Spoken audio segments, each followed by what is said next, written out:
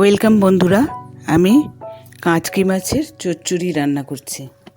এই জন্য আমি 100 গ্রাম কাঁচকি মাছ নিয়েছি আর দুটো পেঁয়াজ লম্বা লম্বা করে কেটে নিয়েছি, ওটা দিয়েছি। আর 10 কোয়া রসুন কুচি করে দিয়েছি, 5-6টা কাঁচা লঙ্কা কুচি করে দিয়েছি। আর একটা আলু লম্বা লম্বা করে কেটে নিয়েছি, আর কিছুটা পেঁয়াজ কলি কেটে নিয়েছি। এর মধ্যে আন্দাজ মতো লবণ দিলাম, হলুদ দিলাম, আর রোস্টেড জিরে গুঁড়ো, কাশ্মীরি লঙ্কার গুঁড়ো, রোস্টেড জিরে গুঁড়ো আর রোস্টেড ধনে গুঁড়ো দিলাম।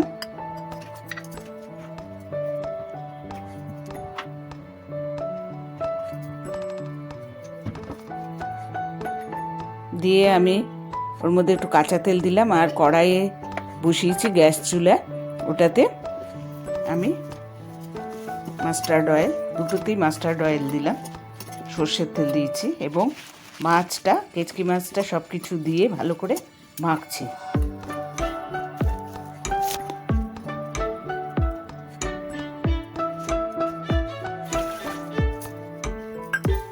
মেখে রেখেছি।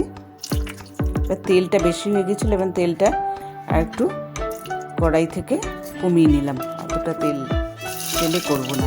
এই মাছটার মধ্যে তেলের মধ্যে আমি কালো জিরা ফোড়ন দিলাম আর সেই মাছ মাখাটা আমি ওর মধ্যে ছেড়ে দিয়েছি।